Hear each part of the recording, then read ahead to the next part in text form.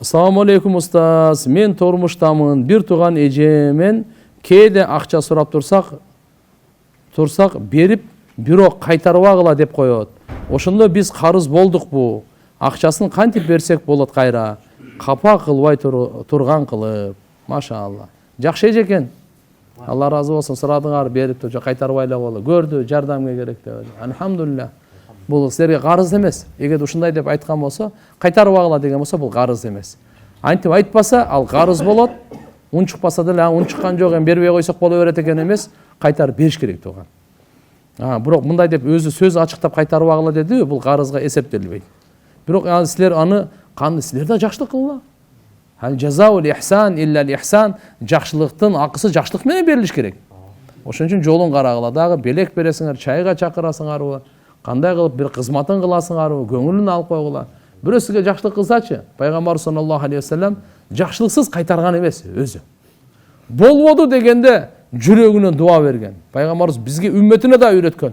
Бирөө сизге жакшылык кылган болсочу, ушунчалык жүрөгүңүздө дуа кылыңыз, жүрөктөнчү. Жүрөгүңүз күбөлүк берсин дейт. Мен по-моему ушу кылган жакшылыгын кайтарып бердим окшойт депчи. Ушунчага чейин дуа кылыңыз деген да. Эптебе, жок, токто. Жакшылык, ушунчалык дуа кылыңыз, ошо жакшылыкты мен кайтарып бердим дегенге чейин дейт да. Ушуга чейин дуа кылыңыз дейт. Атак иншалла жакшылык менен жакшылык болбоду дегенде мына кайтарып бериш. Assalamu alaikum assalam. Мен 5 мал намаз окуйм, көп жыл болду. Аялым намаз окубайт. Намаз окуп баштасаңчы десем, өзүң эле окуй бер деп коет. Көп боёнот. Каш, кирпик, тырмагы менен эле алек. Кээде курбу кыздарыма жолугам деп кетет дагы, түн бир окумда келет. Келгенде да соо эмес ичип келет. Сөз менен айтып эле түшүндүрө албадым. Шариятка туура келбейт десем, кол шилтеп коет. Кыздарым бар, энесин көрүп, алар да боёнушат. Энесин кылганын кылышат. Кыжалатмын. Кыздарым үчүн көп ойлоном. Кетип калайын дейм, кыздарымды таштап кете албайм. Кандай кылсам? Аллаху акбар. Тугандар, мындай да.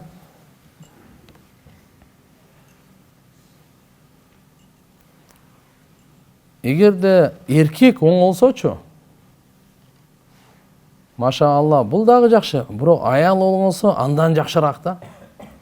Эркек бузулса жаман, бирок аял булса андан жаманыраак да. Ошон үчүн айтат, бир оңолгон аял 70 аулиядан жогору турат. Бир бузулган аял 1000 бузулган эркектен жаман. Бул жагы дагы бар. Алла субхана ва таала тауфик берсин баардык аял затына. Тугандар, булар энелер. Азыркы кыздар келечектеги энелер. Кичине утурумдук эле жыргалдыкка, арамга андай бактыңызга балты чаппаңыз. Бул өтө жаман нерсе да. Баары кайтып келет. Жүрөккө кыжалатчылык орнуп чыкпай коет. Алла субхана ва таала баардыгын утурумду кичине мүмкүнчүлүк берип коет. Бу дүйнөнүн азабы канча, кабырдын азабы канча, ахиреттин азабы канча. Мындай кылып кеткен күйөөсү бар адамга мындай болбойт тугандар. Алла нааразы болот. Бирок ошол эле кезде мына эркек дагы эркектей болуп, кыямат күнү ошол аялына да, бала чакасына да жооп берет. Ошон үчүн бекер айтылмайт. Аялды башынан, баланы жашынан деп. Башынан жашнакка кармап, чогуу болуп, чогуу тарбия, эркек бардым жоопкерчиликке алгандан кийин. Анан бул караңыз, аялдын бейиши күйөөсүнүн ыраазычылыгында. Буну ачык айтып коюш керек. Турмушка чыкканга чейин ата энесинин ыраазычылыгында, турмушка чыккандан кийин бүттү. Анын күйөөсүнүн ыраазычылыгына өтүп кетет. Пайгамбарыбыз айткан, кайсы аял дүйнөдөн өлсө, күйөөсү ыраазы болгон абалда түз бейишке кирет деген. Ошон үчүн мындай нерселерден эми тооба кылып, дуа кылып, аракет кылыңыз. Не кылайын дейсиз? Оңдогонго до конца аракет кылыңыз. Кеңешиңиз, дуа кылыңыз, Алладан ыйлап сураңыз. Кичине садака берип, үйдө таалим өткөрүңүз. Үйдө учурунда мындай келген себептен немеси адаты көнүп калды да, алчы. Ушунда жаман нерсеге көнүп калды. Аны кайтарыш керек эми карап туруп. Үй бүлөнү сактап калыш үчүн болгон мээнетти кылыш керек. ата энени кошосузбу, аралаштырасызбы, сүйлөшөсүзбү, бирок мээнет таштабаш керек. Аны таптакыр болбосо анан эмне кыласың анан? Дененин кесилип кеткен жерине зара кылсак жакшы болот дешет, ошол туурабы? Билбейт экен мен, мындай болбойт го дейм муну. Кесилип кеткен жерине доктурга алып барыш керек да аны. Ошону тиктириш керек, анан дарылаш керек. Андай болбойт, андай болбойт. Баягы немелерде мурда улактарды болчу эле. Аттардын буттары эми така-пакалар эме болуп кетет. Жаш балдарды келип зара кылдырып койчу. Ошону карманып алса керек да, ал болбойт да. Ал ат-пат эмес да ал. Зара нажас болот тугандар, зара нажас. Билип алыңыз. Биздечи тугандар, ушул жерде ажатканаларды, коомчулук жайдагы ажатканалар бар го. Ошол жакка кичине баягы суу чачмай бар го. Ошондой коюп коюш керек. Чет мамлекеттен келгендер, Турцияга барсаңыз, Арабстанга барсаңыз, же башка жерлерге барсаңыз, мусулман өлкөлөргөчү сөзсүз истинжа кыла турган немеси бар да, чачмайы бар. Тазалануу да. Бизде даже жакшы ресторандар бар, сонун неме кылып, кокус ушундай бир ажаткана кирип чыгайын десең, жок да суу. Анан бир жерде Дубайда бир чоң шейх келип калды. Мен силерге айтайын, чоң инвестор. Өзү вертолет менен эле учту, ушул жерден Ошко бардык, Оштон Баткенге учту. Оштун аэропортуна барсак, анан жакта тегенде же кумган жок, же суу жок. Кыжалат болуп кетти да. Анан кийин силер бардыгыңар меймандос эл экенсиңер, аябай жакшы адамдар экенсиңер. О чоң инвестор эле ал. Көп жыл болуп калды. Анан ошол жерде бир капа болуп, анан айтты да. Ушуну карап койбойсуңарбы, элиңерге же тияк-бияктарга жеткирип айтып койбойсуңарбы, мүмкүн түшүнбөгөндөр бар, түшүнсө ордуна коюп коет эле дегендейчи. Билбегендер бар депчи. Өзгөчөлүк мисалы үйдөгө барыбызда эле бар эми, бирок мына коомчулук жайларга кээде барып каласың да, Ошондой нерсени эске алып коюш керек экен. Анан зарадан сактанууда. Туруп зара кылбаш керек. Туруп зара кылганда чачырайт. Эгерде бели ооруп, башка болуп, ал оорулуу учур буга кирилбейт. Исключение алчы. Жөн учурларда, алхамдулилля, аял затыга отуруп эле, бирок эркектер көбү туруп зара кылган, бул ден соолукка да зыян. Ден соолукка дагы зыян. Анан чачырандысын пайгамбарыбыз айткан, кабырдын азабынын көпчүлүгү эки түрдөн. Биринчиси чагымчылык, экинчиси зарадан сактанбагандык деген. Ошондуктан пайгамбарыбыз айткан, истанзиху анил баул, фа иннаху аматул адабил кабр минху. Зараны чачырандысынан сактангыла, кабырдын азабынын көпчүлүгү ушудан болот деген. Ошон үчүн иншалла кээде бизде кош көңүлдү кылып жүрүп калабыз, андай кылбаш керек. Зара нажас. Дарат, намаз, истигфар жана башка ибадаттар менен Аллахым кааласа күнөөлөрдү кечирет. Дейт го, эгерде кечирилсе ахиретте китебибизге жазылау же жокпу?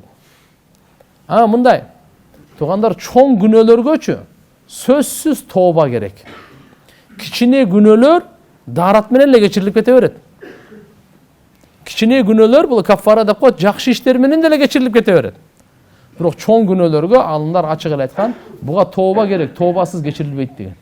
Бирок тооба ушундай, пайгамбарыбыз айткан, ат-таиб минад-дам, күнөөдөн тооба кылган кишичи, каман ла дамбала, аны вообще күнөөсү жоктой деген да. Как будто күнөөсү жазылган эмес, күнөө жок анда дейт. Иншалла Кудай кааласа, Алла Таала мээримине алса, Алла Таала саттар, гаффар, күнөөнү кечирүүчү дагы, жашыруучу дагы, совсем эле жок кылып коет. Болду. Бирок чын тооба керек. Ооруган аялга талак берүү шарият боюнча кандай каралган? Күйөөм телефондон капа болбо, 3 талагыңды бердим деп жөнөтүп жиберди. Андан бери 1 жыл өттү. Кайра телефондон сүйлөшүп жатат. Талак түшкөн жок деп. Аллахтын ыраазылыгы үчүн жооп берип коюңуздарчы, суранычы. 3 талактын маселеси муфтиятка барып эле сураганыңыз жакшы. Мына жерден телефондон эгерде 3 талагыңды бердим десе, ушу суроого жооп берип коелу атайын эмени. Түшөт. Кийин ара мына сүйлөшүп, тияк-бияк жаткандары туура эмес болуп калат. Мейлиби? Экөөңүздөр тең барып койгула муфтиятка. Мен мусапырмын, парыз намаздарын эле окуймун, сүннөт намаздардын казасы барбы? Жок. Мусапырчылыкта мындай тугандар, жакшы угуп алыңыз. Алла Таалам парызды жеңилдетип берген. Сапарда. 4 рекеттүү пешим асыр куптанды, 2 рекет касыр кылып окуу Биздин мазхабта азимат деп коет, сөзсүз ушундай окуш керек. 4 кылып окубаш керек. Алла Таалам берген белегин кабыл алып кое бербейсизби эми? Жашоону кыйын кылбай. Алла Таалам берди деп атат, алхамдулилlah. Сүннөттүн өкүмдөрү кандай? Сапарда сүннөттүн өкүмдөрү нафилге айланат. Нафилдин өкүмү кандай?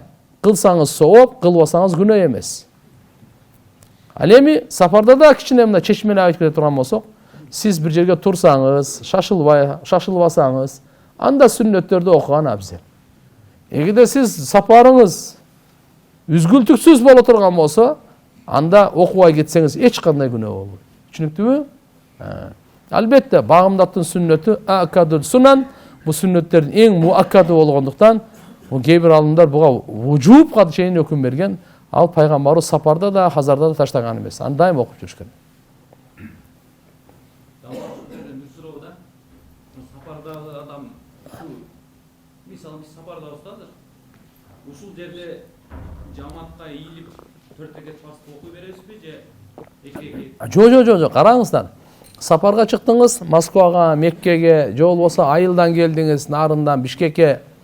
Имамды мечитте окуп каласыңар го. Эгерде имам жергиликтүү болсо, ал 4 рекет окуйт да. Сиз аркасынан 2 рекет окуп салам берип кетип калбайсыз. 4 рекет окуйсуз. Түшүндүңүздөрбү?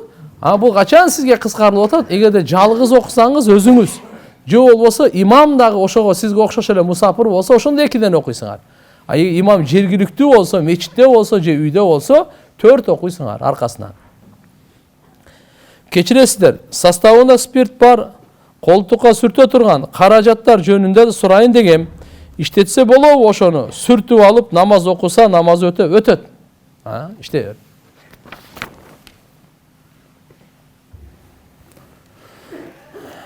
Duhi atırlar жөнүндө суроо бар эле. Составында спирт бар дегеним угуп көптөн бери колдонбой, айыз келген учурларда гана колдонуп, намазым ошол атырды деп өтпөй калбасын деп, мен чет өлкөдө Куран курсунда окуйм. Ишеничтүү устаздарымдын бирөөсүнөн сурасам, боло берет деди. Ошого ишене албай жатам. Сиз жооп берсеңиз, ушуга точка койсом жакшы болмок. Аял киши экенсин, күйөөңө жагыңың келет экен. Беркиндей мисктер эч жакпай койду. Кымбатына чөнтөк чыдабайт дейт. Жок болот. Мына французский мистер тияктагы немелерден, духилерден. Составында спирт бар немелерден дезодорант, духилерге фатва берилген жайыз деп. Чын биздеги баягы урпада таргандай экен да. Арабтардын мистерин ошол жактагы алар колдонгон көбүнө мисалы башкачараак көрүнөт. Туура. Бир немен айтайын. Атыр ушундай белек кайтарылбаш керек. Бир. Экинчиден, атыр анча чөнтөк чыдап айтат го. Канча кымбат болсо кыямат күнү сурагы жок го. Башкаларга кымбатынан сурак бар. Атырдын кымбатынан сурак жок. Аллах, устазыбыз айтат эле. Салам алейкум, суром. Мамам жолук салынуума каршы, бирок мен салынып алдым. Дагы да жакшы болуп жатат. Көзүнчө салынып жүрө албай жатам үйдө. Эмне кылсам болот? Бардык нерсечи акырындык менен болот. Кудай кааласа барды көнөт. Кичине сабырдуулук керек, убакыт керек. Анан албетте кулк мүнөзү жакшы болуш керек, жакшы кызмат кылып. Иншалла жолук бардыгына өтөт. Мен жолдошум менен жашабаганыма 5 ай болду. Ортодо 2 жаш кызыбыз бар. Менин жообумду бир да берген не деген биринчи да дейби, бир да дейби. Берген кызымды бербей атат. Жообумду бир кызымды бербей атат. Эми болсо нике кыйдырабыз, жашаймын деп атат. Кайненем болсо көнбөйт. Эмне кылайын? 2 жаш кызыңар бар. Да. Тугандар мындай да. Алла Таалам ушунча машалла күн, ушунча ай, ушунча жыл жашоо берип 2 кыз берди. Сабырдуулук менен эле ушулар тарбия кылып, дагы бала чакалы болуп, эми ортодо кылдыйөөдө болуп турат. Эми заман ушундай азыр, нервтер жука, кечиримдүүлүк менен сабырдуулук керек. Акырын баш кошконго жетпейт. Ажырашып кеткенде эле жакшы болуп кетет дейсиңби? Ал деле ошого окшогон бир кыз табат, бул деле ошого окшогон бир күйөө табат. Эми ушуга чейин болгондон кийин сабыр кылыш керек, алхамдулилlah. Раз Алла Таалам нике кайып кылып башыңарды кошуп 2 перзент бердиби? Кудайга шүгүр. Жөндөн жөн эле бар Кыскасы айтканда кичпейил болуп кечирим сурап койсо бардык жерде өтөт. Ошо кайнене ошондой болуп атабы, кичпейил болуп кечирим сурап эле менен кетсе кечирип коюңуз деп, жакшы кызматын кылып, мындай батаны алып, Кудай кааласа жарашкыла. Ассаламу алейкум, сураныч аягына чейин толук окуп чыгыңчы. Мен азыркы учурда Россияда иштеп жүрөм. Мен айына бир күн эс алам, башка күндөрү 12 саат иштейм. Күйөөм ар жекшемби эс алат. Мен иштеп жүрсөм, күйөөм дем алган күнү квартирадагы күйөөсү менен ажырашып кеткен аялды ээрчитип алып, магазинге барыптыр. Эмнеге эри жок аялды эмне үчүн ээрчитип барасың десем, баргандан кийин өзүнчө продукта кыла бербейсиңби? Мен дем алганда квартирадан чыкпай кечке уктайсың. Мени ээрчитип чыкпайсың десем, эмне болуптур барсам, колуңан эмне келет барса, жок жерден мени күнөөлөйсүң. Ажырашайлы, сен эр бол, анда мага талак бер дейт. Көңүлүм калды, мен күйөөмө жардам кылайын деп иштесем, 4 балдарымды таштап алыста, ал башка аялды ээрчитип жүрсө, үйгө Кыргызстанга кетким келди, балдарыма кете берейинби же? Айтыңчы, эмне кылсам болот? Күйөөмө да насаат айтып коюңчу, ушу кылганы туурабы? Өзү 5 убакыт намаз окуйт. Астагфируллах ва атубу. Туугандар, мындай акыркы күндөрү 5 убакыт намаз окуган, сакал койгон, узун кийинген, анан кийин кылган иштери рекет экен да. Анан кылган иштери адамдарды ушундай кандай десем, кордоп, акча салык салып, аялдарым болсо эми тооба кылдым, ал намаз окубаган кишиден деле билбейм кандай экенин тоо. Туган, намазыңыз Алла үчүн. Бир билиңиз, намаздын тарбиялай турган укмуш касиети бар. Эгерде сиз намазга көңүл бурсаңыз, ушундай кылып биринчи намазды жаманаттуу кылып, экинчиси бул намазы туура, намаздын акыйкаты бар го, ал башка нерсе туган. Күнөөдөн токтото албай атса, ал өзүнүн нафсисинин үстөмдүүлүгү, намаздын жөн эле сүрөтү. Намазга эч сөз тийгизбеш керек да. Экинчиден мына эми бул кылганы туура эмес. Ошон үчүн кыздар бияктан бала чакасын таштап кеткен, тиричилик деп 12 сааттан иштеген, анан келип алса, анан кийин бул дагы намаз окуп башка катындарды тияка бияка алып барып жүрсө, пайгамбарыбыз айтканда, мен үммөтүмө эң оор сыноо бул аялдын сыноосу деген да. Башка нерселерди таштап, бирок ушул зынаны же болбосо зынага жакындаган нерселерди ташташ кыйыныраак экен да. Ушуга көп сыналат экен да, үммөт көп фитнасы ушудан экен. Ошон үчүн туугандар, иншалла bundan сактанайлы. Жараткан Алла субханаху ва тааладан сурайлы. Бирок сизге эмне дейт элек же? Азыр караңызчы кандай сабырдуу неме. Иншалла Кудайым буйрса кечиримдүү болуп, күйөөңүзгө да инсаф тоофик, өзүңүзгө дагы 4 баланын немеси бар экен. Өткөндүн бардыгына түкүргүлө дагы. Афалла амма салаф, өткөндү Алла кечирсин деп, будан аркы бүгүнкү күндөн баштап жаңы жашоо, таква жашоосу болду. Кудайдан корккон жашоосу. Алла Таалам ошондон кийин береке берет туугандар. Үйгө береке берет. Эркекке дагы, аялга да чоң эскертүү. Эркектин аялы туруп башка аялдар менен, субханалла, бул өтө чоң күнөө туугандар. Кичинекей күнөө эмес. Кур'ан-ы Каримде бунун жазасын уктасаң коркосун. Бул жашоо менен коштош керек болуп калат да. Ошондой эле аялы бар, күйөөсү бар аялдар дагы. Башка эркектер менен сүйлөсө, андай мындай кылса, жок. Туугандар, мындай пайгамбарыбыз айткан, силер башка аялдарга кандай болсоңор, аялдарыңар башка эркектерге ошондой болот деген. Ошон үчүн иншалла мына жерде үй бүлөнү жакшы кармап, алхамдулилlah Таалам берген сиздин жарыңыз бар, адал ак никеңизде бар, перзенттериңиз бар. Арам жолду эмне кыласыз? Арам жолго барасыз. Ошонун арамдыгычы, арамдык, утурумдук бир кыпындай, ага бериле турган азап океандай. Ошондой арамдыктын бир кыпындыгы жөн эле кичине эле убакыт өтүп атат. Рахаты бир аз эле учур. Бирок азабы кандай экен? Түбөлүктү калат. Андан кандай оорулар, кандай деген, Кудайым сактасын, зына көбөйгөндө ата бабаларыңар укпаган оорулар көбөйөт деген. Бул жаман нерсе туган. Ошон үчүн иншалла Таалам баарыбызга тоофик берсин. Намаз убакыт болуп калдыбы? Барбы? Азан айтып атабы эле?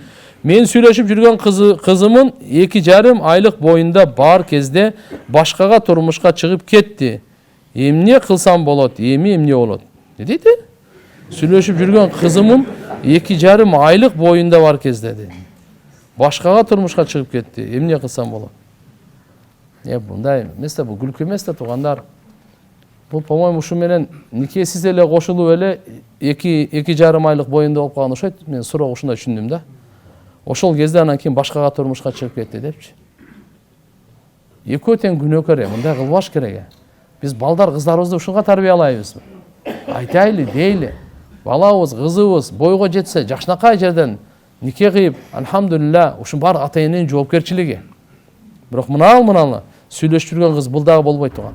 Ошон үчүн биз айтабыз да, кээ бирлер сурап айтып калат. Эмне үчүн сүйлөшсө болбойт, эмне үчүн сүйлөп? Силер ушу жок эле дей берет экенсиңер. Мынаны карап туруп биз айтып атабыз. Сага көрүнбөйт ат. Бирөө болсо мына жерде эле көрөт. Дүрбүлөрдүн түрү бар го, билесизби? Эң күчтүү дүрбү узакты көргөн булар пайгамбарлар болот. Андан кийин пайгамбарларга сахабалар, олиялар, сен мына жерде эле көрөсүң, алар о тиякты көрүп атат. Андан кийин аалымдар, сен бул жерде эле көрөсүң, нар жагын көрө албай атасың. Аалымдар о тиякты көрөт. Ошого анан айтат, тууган, сен мындай кылба деп, сен түшүн буга депчи. Карачы мында кандай болду. Өзүнө дагы, буга дагы, алып кеткенине тим более ал дагы, кызга дагы. Астагфируллах ва атубу илейх. Тоба кылгыла, истигфар кылып, Алла Тааладан кечирим сурап. Мен никапча жүрөм деген, никапча жүрөм. Мага баары каршы болуп атат. Турмушка чыгайын десем, жолугуму чесин деп атат. Бирок мен чечким келбейт, турмушка десем баары отказ кылат. Жок, андай эмес, мүмкүн сиздин эле биз оюңузда болушкун. Кудайга шүгүр, бүгүнкү күндө жол салынгандар, алхамдулилля, азыр аларды талаш көп го да бурат, алхамдулилля, имандуу экен. Ар жерде ар ким менен сүйлөшүп жүргөндө жок, азырында кичине иманы бар, таза балдар андайларга болбойт. Кудайга шүгүр. Ассаламу алейкум устаз. Фидия деген кандай? Анан бир күндүк өлчөмү канча болот? Экинчи, аялдар саждада колун кандай абалда кылуусу зарыл? Көрсөтүп коесузбу сураныч? Мен үйдө жалгыз иштейм. Кечке иштеп отуруп, кыздарыма татыктуу тарбия бере албай жатам. Мен үчүн күнөө болбойбу? Алла сизден разы болсун. Фидия деп коет мындай деген туугандар. Көбүнчө орозо тута албай калды. Ошого фидия берилет. Карылыктан. Же болсо бу дүйнөдөн өтүп кетти. Намазы бар, орозосу бар. Ошолорго бир фитр садаканын өлчөмүнчө бейбечараларга берилет да. Ушуну фидия деп коет. Түшүндүңүздөрбү? Мисалы бир киши 10 жыл намаз окуган эмес. 10 жылдык карызы бар. Бир күндө 5 мал намаз, фитрди важипти кошсоңуз 6. Быйыл фитр садака канча болду? 56 сомбу? 60 сомбу? Примерно ошого окшогон деп. Ошондойду 6га көбөйтөс. Бул бир күндүк фидиясы болот. 365-ке көбөйтсөңүз 1 жылдыгы болот. 10 жылга көбөйтсөңүз 10 жылдыгы болот. Ошону бейбечара кембагалдарга ушу берип койсо, иншалла эртеге кыямат күнү Кудай кааласа бул намазын фидиясы төлөндү деген үмүттө Алла Таалам жеңилдик берет да. Түшүндүңбү? Ошондой эле ороза кармай албай калгандарга дагы фидия. Мисалы азыр тирүү деле, бирок ороза кармай албай. Бул 1 саат, ар 1 саат сайын тамак жеп туруш керек же дарыланып туруш керек. Же болсо ушундай алсырап калган болду. Ага фидия берилет да. Экинчи, аялдар саждада колун кандай абалда? Азыр токтоп до конца бүтүп алайын. Аялдар саждада колун кандай абалда кылуусу зарыл деп, саждада алар жыгытып эле турат. Биздин мазхабта, түшүнүктүбү? Башкалар болсо эркектердей кылып эле. Жок, биздин мазхабта аялдар киши жапысыраак окуйт. Эркектей кылып туруп форма фигураны чыгарбайт. Алар жапысыраак кылат. Астар ушундай. Эмне дедиңиз? Ошо эле. Бир күндүкү, бир фитр садака. 30 күндүк 30 болот. Орозонуку азыраак да, намаздыкы көбүрөөк болуппайбы? Убакыт барбы? Кеттик. Мен тигүүчү цехте үтүктөөчү болуп иштейм. Кыздардын кийимин үтүктөйм. İştesem bolou. Bolot. İştey beriniz. Adal emgek. Bırak oşa kızlar meni çok emez. Ütüktey beriniz kızların giyimin. Bırak kızlar meni çok emez da. Мейлі? Erkekler özünçö, kızlar özünçö. Ayette kaysı kızlar erkekler olsa onda güyesi menen bolsun, ayalı menen çoğu bolsun. Uşuğa көңүл буруп кое берилегине. Жакшылык эле болот эми. Эгерде кээде ушундай болот да, карап туруп. Бирок аялыңыз башка цехте, өзүңүз башка мамлекетте, бул болбойт. Азыр фитнанын доору. Кудай сактасын. Азыр шайтан эшикти ачып койгон, жок дей турган заман эмес. Үй бүлө талкаланат, бузулат. Пикир, ой, дүнүйө, ахирет экөө тең бузулат. Дини да бузулат. Тапканда береке болбойт. Шайтандын кылганынан кийин, шайтандын айтып атканын аткаргандан кийин эч качан тапканда береке болбойт. Ойлой берет. Утурумдук немен. Ошон үчүн туугандар, эркектер кичине эркектей болойлу. Карап туруң иншалла. Сиз биринчи өзүңүз эле багыңыз. Ал бала чаканы баксын, майда чүйдөлөрдүн баардыгын карап, камсыздап, убагында үйгө келип, убакыт берип туруңуз. Болду. Совсем күчүңүз жетпей атабы, чоң иштегиле анда. Буну сиз башкага мекемеге киргизип коюп, сиз башка мекемеде киргизип коюп, сиз үйгө келсеңиз ал жок, ал келсе сиз жок. Ал кайсы эркектер менен чоң иштеп атат, сиз кайсы аялдар менен чоң иштеп атат. Жок. Bunday акыркы мезгилде көбөйүп кетти. Маани бербесең болбойт. Же бир даюс, же тоба кылдым дагы бир жаман сөз да. Астагфируллах. Мен бүгүн бир башкача түш көрдүм. Түшүмдө жаман адамдардын колуна түшүп калдым. Алар өзүнүн сөзүн бербеген, бир туура эмес сүйлөгөн, өлтүрүп салчу кишилер экен. Анан мен алардан качып бараткан жолдо такыр жол жок экен. Айлана тегерегимдин баары дөңсөлөр, мүрзөлөр жана мен үмүтүмдү үзөөрдө жашоодон аябай чоң тоодогу азан угулду. Кулак тоңгучакты бул аямбы же кандай түшүнсөм болот? Жооп берип коюңузду өтүнөм. Сизден жооп күтөм. Чоң рахмат, Алла разы болсун. Азан алхамдулилля ошо Алланын чакырыгын угупсуз. Ошого чейин бардык зынанын, дозоктун, шайтандын чакырыгы болчу. Ошолордон сактанып алхамдулилля, сиз азанды укканга аракет кылыңыз. Алла Тааланын чакырыгына лаббайк деп динге келиңиз деген чоң сизге ишарат. Болбосо, ошондой арам нерселер сизди коркутуп, жаман нерсеге алып барып, дүйнөңүздү, ахиретиңизди бузат. Мага күйөөм кол көтөргөндө дагы бир жолу кол көтөрсөң, кетем деп Аллахтын аты менен касам ичип айткан элем. Кийин бир кол көтөрүп алды. Өзүңдү контроль кыла албай калам деп кечирим сурайт.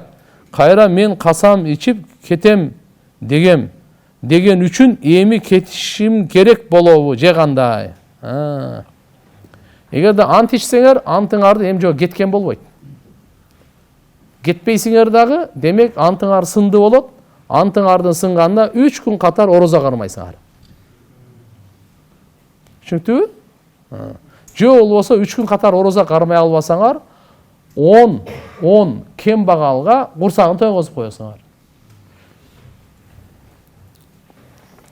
Күйөөм негизи жакшы үй иштеринде же башка нерселерде жардам берет. Бирок мен больницага жатып калганымда акча кетип жатканы үчүн кичине сүйлөндү эле. Ошого аябай наразы болдум. Анан айтып жатам. Өзүмдүн ден соолугума өзүм акча чогултам. Үйдү жыйнаганым үчүн айлык төлө деп. Ошондой болобу дейт.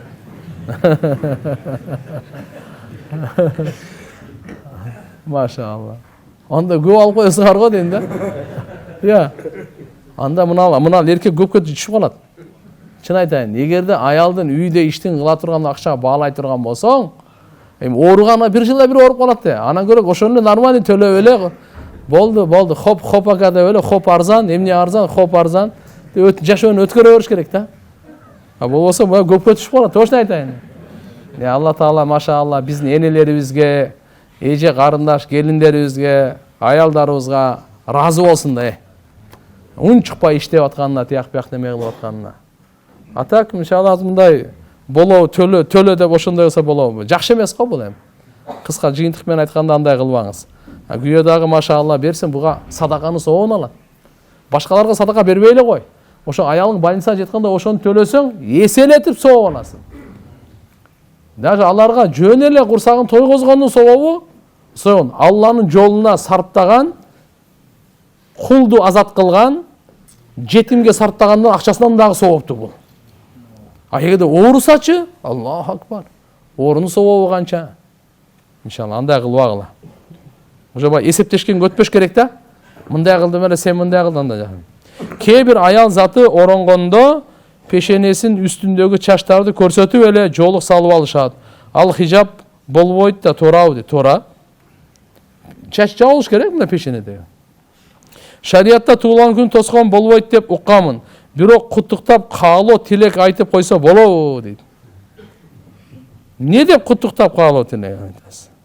Өмүрү азайып атса куттуктайсызбы? Я. Өмүрү көбөйсө го куттуктасак болот э. Өмүрү азайып атса канча куттуктайсыз? Бир жыл өмүрүңүз азайды, ушуга куттуктап коеюн дейсизби? Жөн серьезно да кеңеш болайм да. Эгерде жакшы амалдарды кылып аткан болсо, мейли куттуктап койсо болот. Эгерде жаман амал кылып атса, анда ага кайгы айтыш керек. Куттуктоо эмес. Туулган күнүндө эмне айтыш керек? Кайгы айтыш керек, кайгы. Эгерде жаман амал кылып, жакшы амалда болсо, машалла. Шариат, Фархат ажы Юсупов деген алым ушундай хадис айтты. Пайгамбарыбыз саллаллаху алейхи ва саллям айткан: акыр заманда дават кылган инсандар чыгат дейт. Өздөрү дозоктун эшигинде босогосунда Аллахка чакыргат. Келгиле Кудай бул жерде деп айтышат дейт. Я Расулаллах, кантип тааныйбыз аларды? Тааный албайсыңар. Алардын тили силердин тилиңер, алардын кийими силердин кийимиңер. Имамы бар болгон коом менен бирге болгула деген хадисти айтты. Ушундай хадис барбы же кайсы даватчыларды айткан бул жерде? Ушундай түшүндүрүп коюңузчу. Ушуну түшүндүрүп коюңузчу, Аллахдан да ыраазы болсо. Билбейм кандай хадис айткан экен. Мүмкүн өз жакшылыкка чакырып, жакшылыкты кылбагандар. Жамандыктан кайтарып, өзү кылгандар. Бундайлар толтура. Ошон үчүн жакшылыкка чакырып аткандар ойлонуп, жакшылыкты биз да кылып аракет кылайлы. Жамандыктан кайтарып атканда ойлонуп, ошо жамандыктан өз да тыялы. Куранда Алла Таала айткан: "Атамуруна ан-наса бил-бир ва тансауна анфусакум ва антум татлуна ал-китаб, афала таакилун?" Ай, адамдар жакшылыкка чакырып, өзүңөр кылбайсыңар, китеп окуйсуңар, акылыңар жокпу силердин депчи? Бирок мына хадис кайсы китепте экен, кандай экен, кайсы мазмунда экен, арабчасын көрсөк айтып берет элек. Кандай деңгээлде деп. Бул эме деп айткан болсо, имамы бар, ошо эме менен бирге болуп атат. Жумада айткан болсо да. Имам бардыгында имам бар да. Имамы менен бирге чогуу болуп атат. Имамды баш ийди. Албетте имамга баш ийүү шариятыбызда бар нерсе. Биздеги азыр алхамдулилла, Кудайга шүгүр, бардык мечитте имам бар. Бардык жамааттарда өзүнүн амир имамы бар. Мамлекеттин өзүнүн имамы бар. Мамлекеттин бадышасы өзү имамул акбар. Эң чоң имам ушу болуш керек да. Мамлекеттин бадышасы. Жаназаны окуй турган, айттын бардыгын окуй турган. Эгерде кимге келе турган болсо, жаназа келип калса, ошонун акысы болот да окуганга. Андан кийин мейли ал жок болуп калса, орун басары же болсо неме кыла. Вакыт болуп калды ошо, элдер туруп калды. Я. Акыркынан суроону окуйм, мына ушу менен бүтүп кетсин мына барак. Мен истихара окудум эле бир бала менен турмуш куруу максатында. Среда күнү окудум, ошол күнү түш көрдүм. Түшүмдө мен жаткан төшөгүмдүн үстүнө коюп кетиштир. Ак платочка, анын астында жаңы ак iPhone. Анын чехолу кара экен. Кантип жорганды билбей жатамын. Аллаху акбар. Буну мен деле жорганды билбейм. iPhone'дарды каяктан жорuyun? iPhone'дун дорун. İnşallah Kudayım жақшылығын берсін барысына, бақытысын берсін Алла Тағала. Rabbana atina fid dunya hasana wa fil akhirati hasana wa qina adhaban nar.